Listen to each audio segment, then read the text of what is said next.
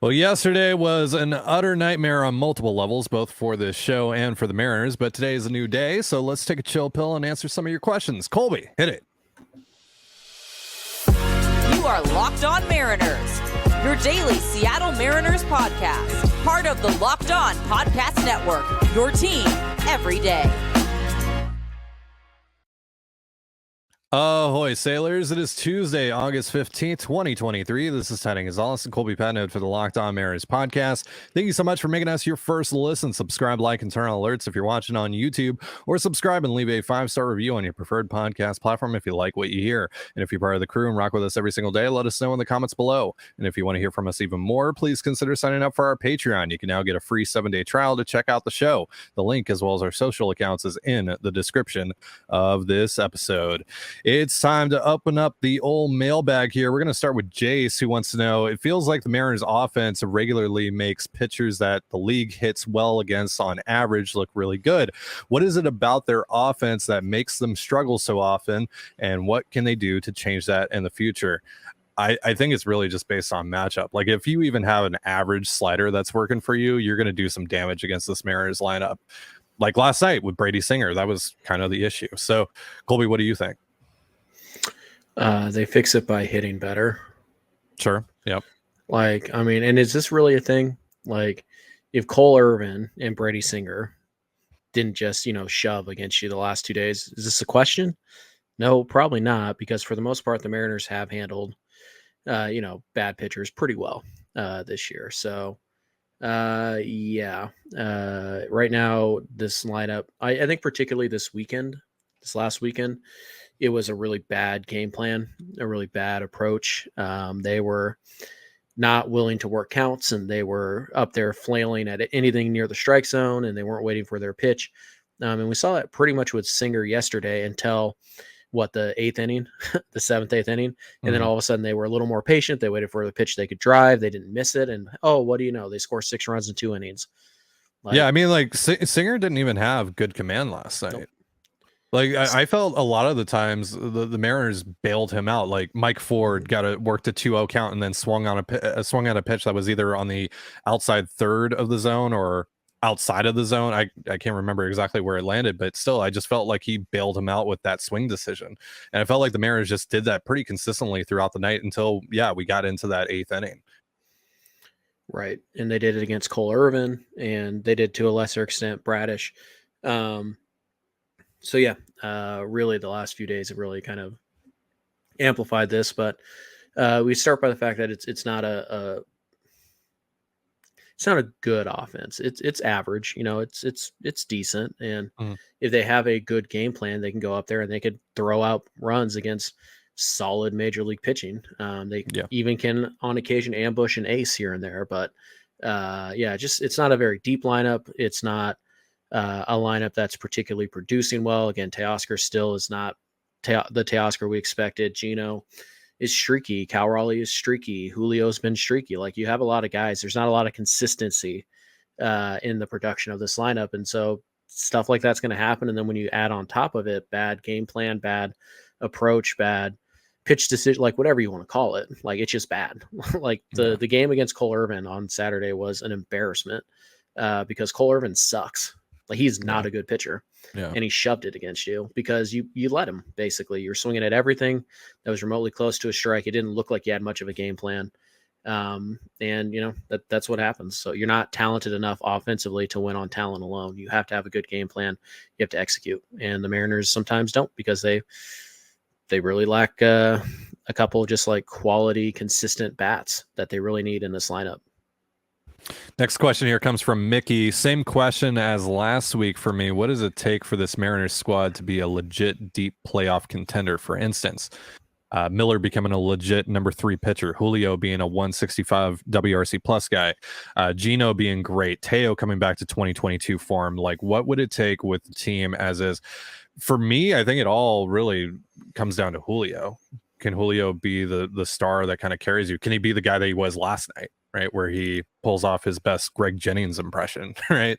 Putting the team on his back. Like, that's what, to me, you need, because you, again, like Colby just said, you're not talented enough offensively. Julio basically, like, if you're going to make a deep run into the postseason, ALCS, World Series, whatever, I think Julio has to just go on an absolute tear. I think he has to be Batman, but Batman needs his Robin as well, and that needs to be JP, that needs to be Teo, that needs to be Gino, that needs to be Cal, that needs to be someone. He can't just do it on himself, even if he goes on an insane tear. But I do think that if you are going to make a deep run with how this roster is currently constructed, that you need Julio to be just a mega star for 4 weeks. Yeah, I don't really think it works that way though. Like there's no silver bullet for this team. It's not like, hey, if Julio hits 155, like at 155 WRC plus the rest of the way, then they're going to the ALCS. Well, what if he's a 150? Like, does that mean they don't have a chance to go to the ALCS? No, of course not. I think when you look at, for me, what I look at is I need this bullpen to stabilize a little bit. It was really good immediately after the Seawall trade, but the last 3 days, Andres Munoz has had some questionable outings. Matt Brash had a bad outing yesterday. They're an arm short, which we knew they were. They were probably an arm short before the Seawall trade, not to relitigate that, but they needed somebody to step up. And for a week, they got that. The last 3 days, the bullpen hasn't been terrible. No. But we saw how short they are when Trent Thornton is pitching to the middle of the lineup, in extra innings on Sunday. Yeah, we know that they're short, so they need to stabilize. They need to step up. And what that means too, though, is that the starters have to go deep. Like Bryce Miller cannot be a 5 and dive guy the rest of the year. Emerson Hancock can't be. You can't have 2 guys in your rotation that are only going to go 5 innings every time out, because then what happens is you get a start like Logan Gilbert last night, where he just does not have it.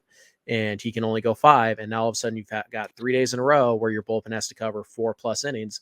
And there's not a lot of days off baked into the rest of this year either. You've got a lot of days off before the All-Star break. You don't have a lot of them after. So for me, it really does come down to pitching. And I think the Mariners have talented enough pitching, but they still have to pitch well. And, again, before Gilbert really kind of imploded last night, the Mariners rotation was more than doing their job. The Mariners bullpen needs to step up a little bit. And I think, everybody else offensively, if they maintain what they've done for the last, 2 weeks, 3 weeks, I think the offense is good enough to go on a deep playoff run now, because in the playoffs, it's all about pitching. So sure. Yeah, it is. But, like we've said, though, is even if the pitching is elite, you can't win games 0 to -1, right? You're going to have to score some runs, right, especially with where this bullpen is, because I don't think that it's going to be able to stabilize to a certain degree where they're just lights out for the entirety of October. So you're going to have to score some runs to go deep into October. And I think, again, Julio is the key to that. Right, but that's where you can push guys like Miller or Wu or Hancock into the bullpen, and then you push those guys you need in the middle to the end. So all of a sudden Topa's doesn't need to pitch the 6th, because I'm just going to have Brian Wu do that. So Topa's going to pitch the 8th. Right. But yeah, it's just one of those things to make a deep playoff run. I think they can do it if they just get in, but I think to get in, the bullpen has to stabilize, and they do need somebody. I would say it doesn't matter who. Like if it's Julio's just a 115 WRC plus guy the rest of the year, but Cal Raleigh's a 160, right? Are we going to say, no, it has to be Julio? No. So no. Just trying to, foresee October. I think it would be Julio, right? That's just the guy that I kind of target out. But that's definitely because he's the star. Upside. He's the face of the franchise. Obviously, that guy on paper you're going to go as far as that guy can take you. If anybody in the playoffs can go playoff Randy Arozarena for 3 weeks, it's Julio. Yeah.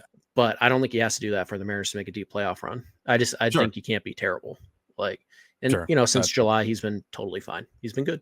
So we'll see. But for me, it's more about pitching, because I think pitching wins in the playoffs. And so I think you just need your offense to, your pitching needs to be in a spot where if you score 4 runs in a playoff game, you feel like you have a 90% chance of winning that game. Yeah.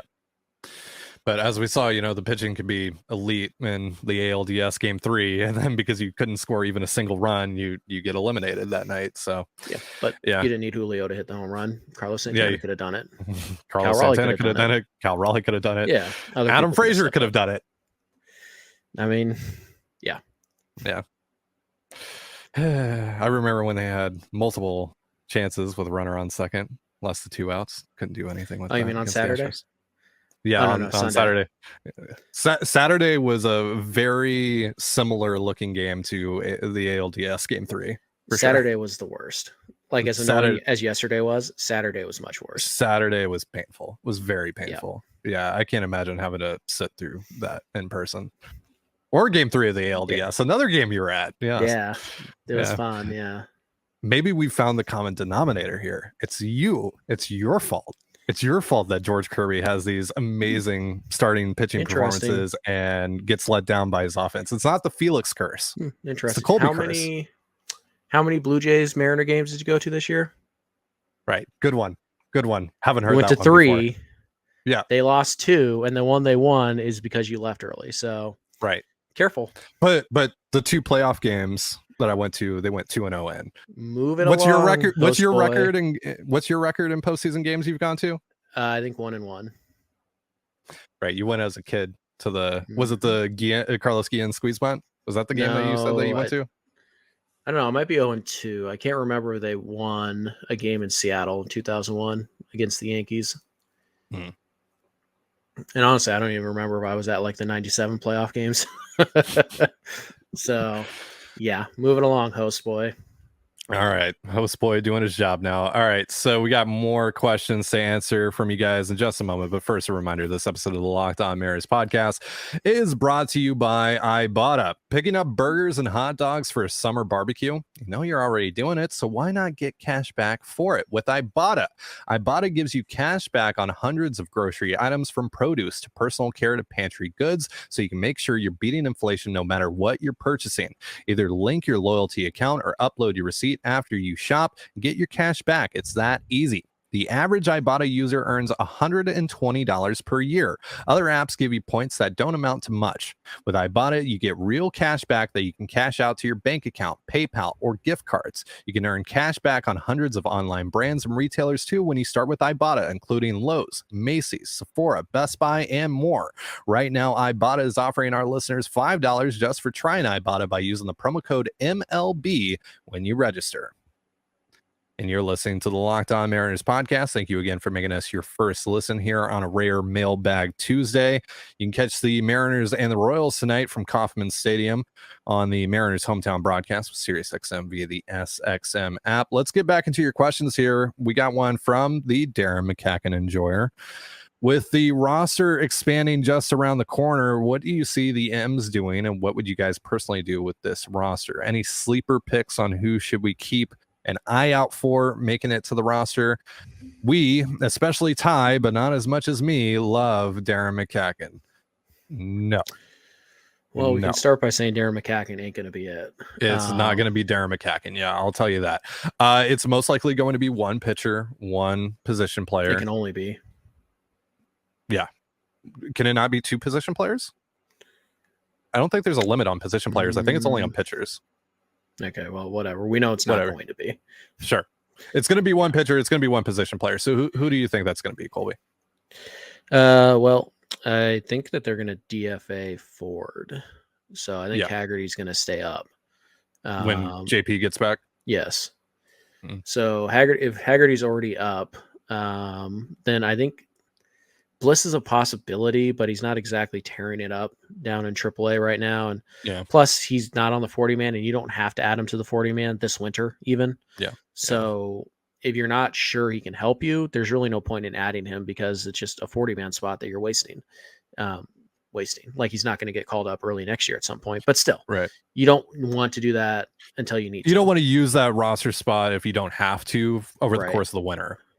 Right. And is Bliss going to force your hand on that? Right now, the answer is no. So kind of don't think it's Bliss. But that being said, there's not a ton of 40-man guys down in AAA right now. You can call up Trammell, but Trammell is basically Mike Ford at this point.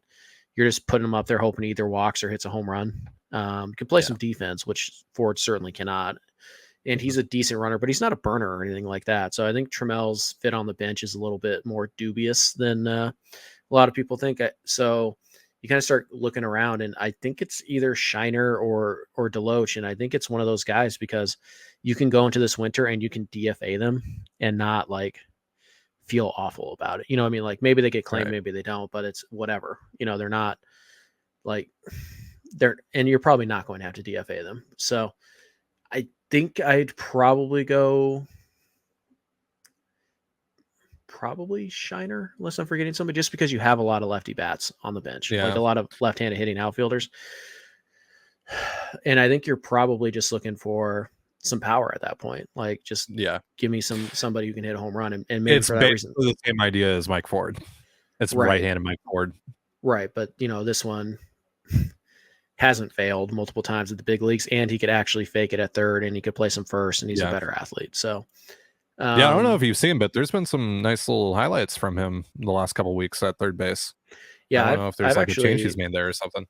Yeah, I've actually read or been, I can't remember, but somebody put in the back of my head that like Shiner's not bad at third. It's not good, but he's totally acceptable there. So, sure. You're probably not going to take many starts away from Gino down the stretch, but you never know. But yeah, I would say it's either Deloach or Shiner would be my guess, unless I'm forgetting somebody. I don't think I am though.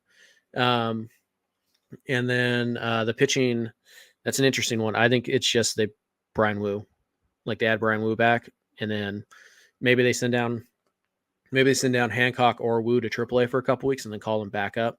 But I think the 13 best pitchers minus Brian Wu are already on this roster.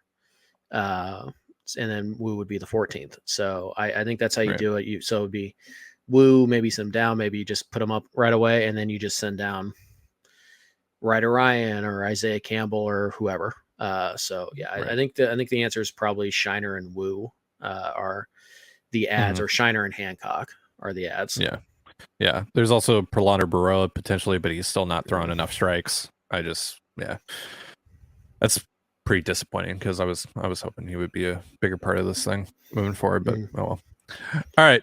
Next question here comes from Anthony. Do we think Ty France has fixed anything? Seems like he's hitting the ball with more exit velocity and having some better at bats.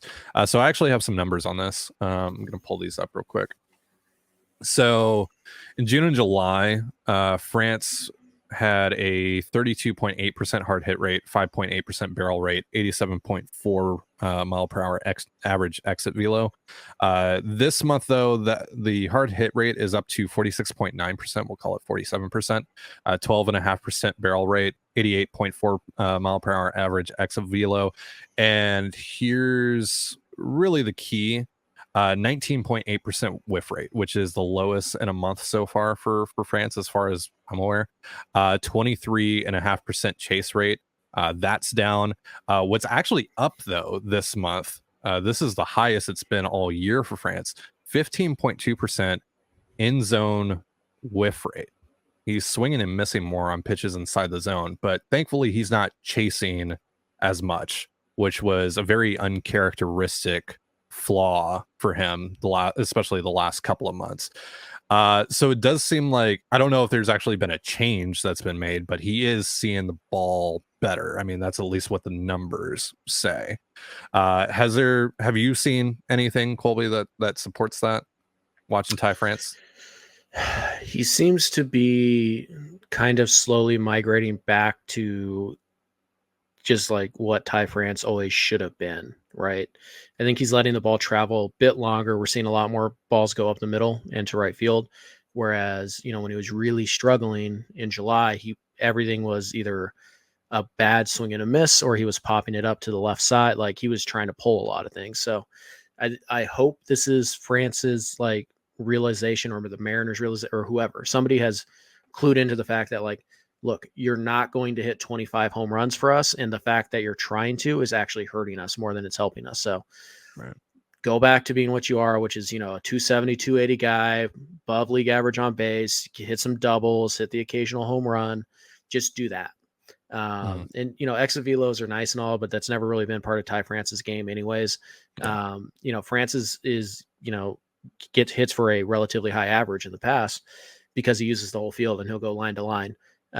So I hope this is just, understanding who Ty France is, and maybe Ty's made that realization. Maybe it's the Mariners. I don't know. But he has looked a little better. There's still some really bad at bats. There's still some really bad chases. But he has looked better. And that's good to see, obviously, because you need that guy. And kind of going back all the way to the first question, what if you got first half of 2022 Ty France for the next 2 months. Yeah. Like that would be huge. And that could count for a bat that honestly you were short. Hopefully this is a sign of things to come. I'm still not pushing him up the order, quite yet. I think he has looked better. But it has to continue for a couple more weeks before I'm going to buy in that, Ty France is back. But it has certainly looked better the last few weeks. Next question here comes from BT. Do you think the reason Jerry seems to be prospect hugging is because John Stanton has indicated he doesn't plan to play Kirby, Logan, Cal, etc. when the time comes? Basically, quote, I paid Julio, figure the rest out. This would have better legs if the prospects Jerry was theoretically hugging weren't Michael Morales, Jonathan Clase, Alberto Rodriguez, etc. We're not talking about guys that are going to be future 5+ win players here, like George Kirby, like Julio, etc. Like it's, I don't agree with that. I feel like this is just kind of a way to let Jerry off the hook for a mediocre deadline. Yeah, trying to shift blame to somebody else. Which again, I will cancel appointments to shift blame on John Stanton. Cut off his mic. Nobody wants to hear from him. Anyways, I don't think so, because Gilbert's 4 years away from free agency. Kirby's 5. Like, this is like, and it's not that you don't plan that far ahead, but who knows where the Mariners payroll is going to be in 5 years? Who knows, who else you're going to pay, who you're going to bring in. So no, I don't think this is Jerry prospect hugging because, Stan told him I'm not going to pay Kirby in 5 years. I think it's more about, just Jerry didn't like the prices, and then Jerry is being honestly slow to, react to the new reality that, prices are higher now than they were 3 years ago. Fact. That's a fact.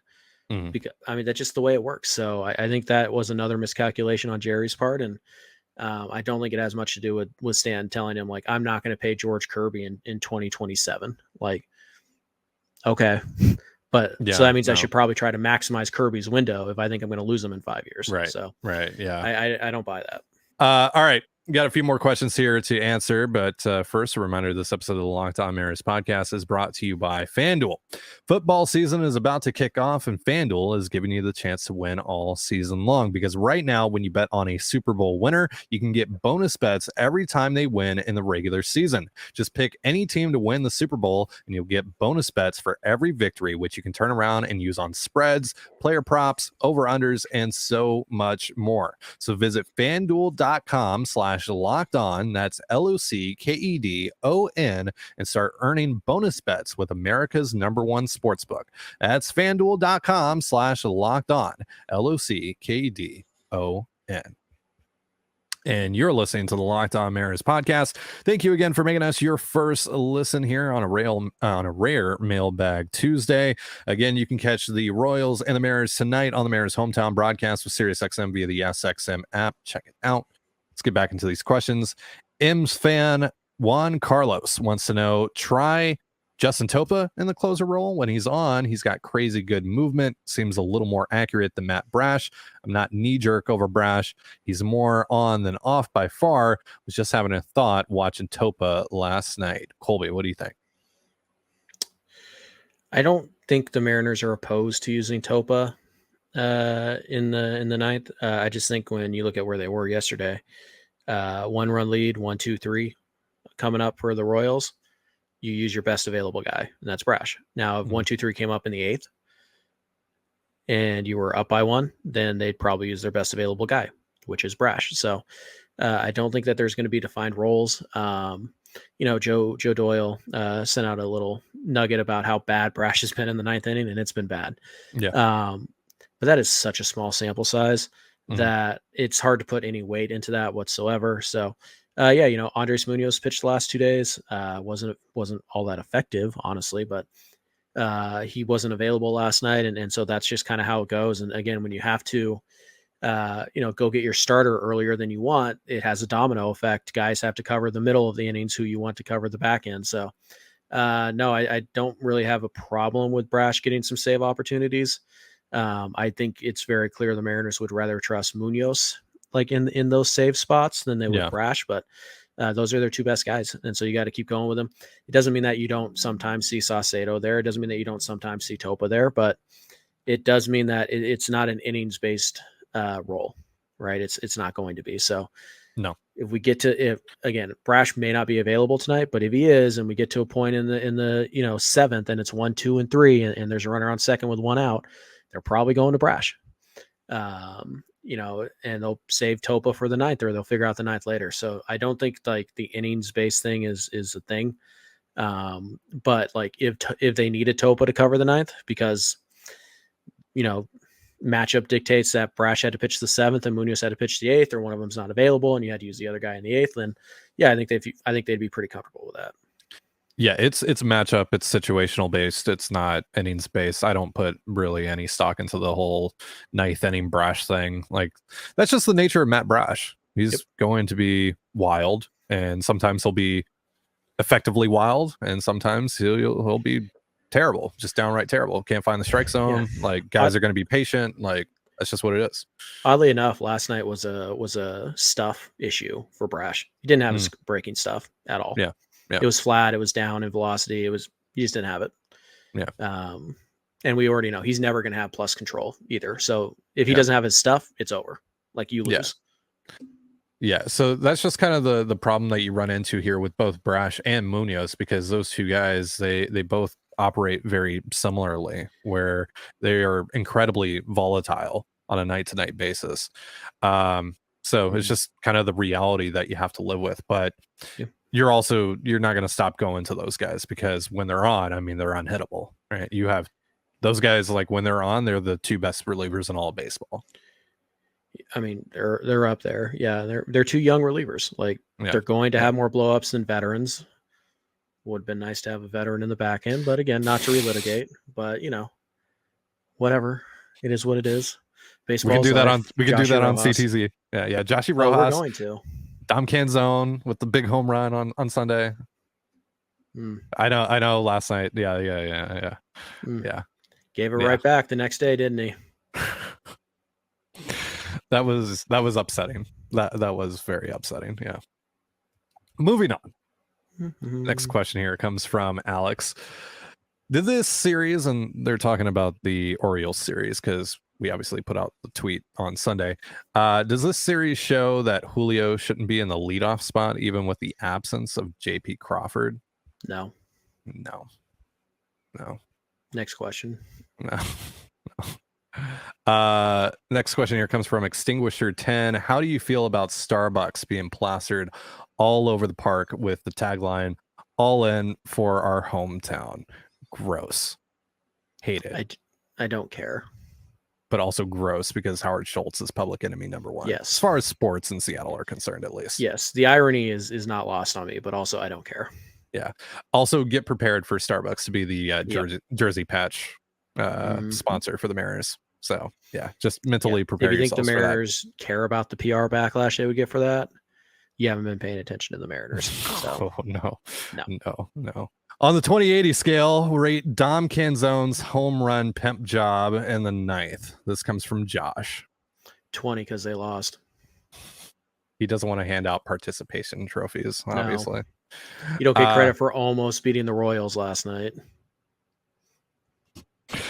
80 grade. That was a nasty bat drop. It wasn't really a flip. It was a bat drop. But it was nasty. Bat drops are so much better than bat flips. Yeah.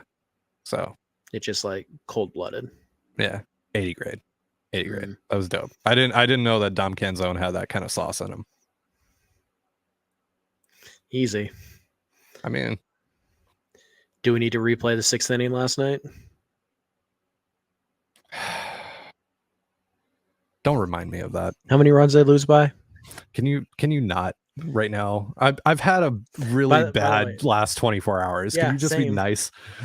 Same. I've had a bad 72 hours, so I don't know what you're talking about. I sat in the sun and watched that offense swing like, a blindfolded guy at a piñata against Cole Irvin of all teams. Yeah. All pitchers. So yeah, I've had a bad 72 hours. So I don't know what to tell you. Catch a fly ball. It's not that difficult. Sure. Teoscar Hernandez does it every day. You can too. Sure. That's going to do it for our show. Jerry Thank Costa you. teamed the game yesterday. We're relitigating. No, I'm joking. We're at the 30-minute mark. You're the one that always gets on to me about not finishing on time. Thank you so much for joining us here on the Locked On Mariners podcast. For Colby Patno, and I'm Trident Gonzalez. Be sure to give us a follow on Twitter at LO_Mariners. You can follow me at Dane Gonzalez. That's DANEGNZLZ. And Colby at CPAT11. That's CPAT11. Follow us on Instagram and TikTok as well over at Locked On Mariners. That's one word, Locked On Mariners. You can also find all that stuff in the description of this episode. Thank you again for making us your first listen. Again, you can catch the Mariners and the Royals on the Mariners hometown broadcast tonight, SiriusXM via the SXM app. Have yourself a beautiful baseball day, and we'll see you next time. Peace. See, the problem with that trade is no.